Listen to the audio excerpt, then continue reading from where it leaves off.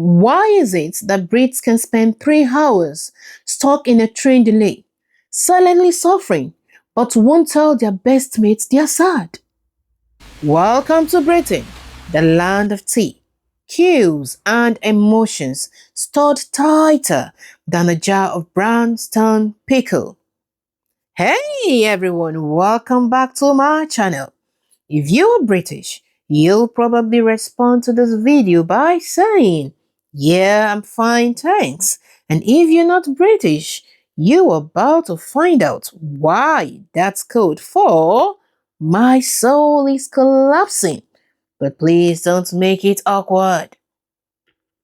So, where did this emotional superpower come from? The Victorians. Of course, the Victorians. They basically invented bottling feelings. Crying in public? Weak. You're talking about emotions? Whoa, that's foreign nonsense.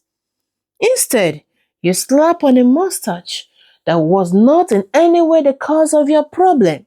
You sip some tea, and then you silently resent everything until you die. Yes, you resent everything until you die. Then came the World Wars. Bombs raining down, families lost, entire cities on fire. The advice was literally keep calm and carry on. Imagine trauma, but with good posture. And that attitude stuck. Woo, that attitude stuck. Being emotionally repressed wasn't just encouraged, it was patriotic. But history is only half the story. The other half is British politeness. Brits would rather walk barefoot on Legos than make someone uncomfortable. Oh, yes, they'll do that rather than make someone uncomfortable. That's why instead of saying, "I'm miserable," you hear, "Can't complain."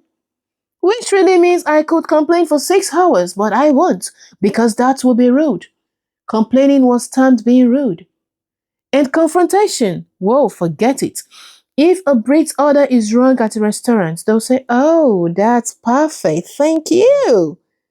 And then they will never come back again. That's why British sarcasm is so sharp. I mean, very sharp. It's all the anger they never expressed, compressed into one passive aggressive one liner. Now, psychologists will tell you bottling up emotions can cause stress and anxiety. But Brits have found a way to release it. And guess what it is? Awkward humor. Yes, awkward humor. Someone says, "My house burned down." And the British replies, "Well, at least you don't have to pay mortgage anymore." What? Another British mourning for a loved one. And the British beside him responds, saying, "Well, at least you don't have to make an extra meal for someone anymore." What? It's like an emotional pressure cooker, only instead of exploding, it just hisses out in weird self-deprecating jokes. And honestly, that's why Brits are comedy gold. I mean, comedy gold.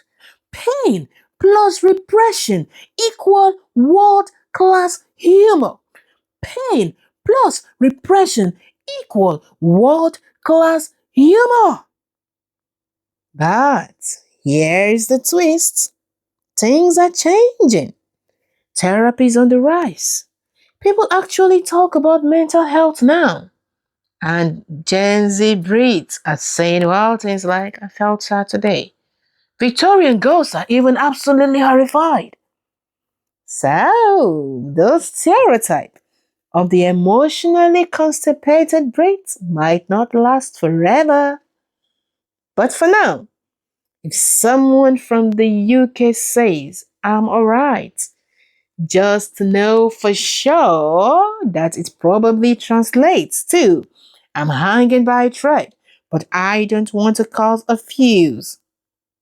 So, why do Brits bottle up emotions? It's history, culture, and definitely habits, all rolled into one. From Victorian stoicism to polite small talk. It's been part of the national character for centuries, but the lead is slowly coming off. And maybe that's a good thing. What do you think? Do you see this trait as strength or as something holding people back? Drop your thoughts in the comments.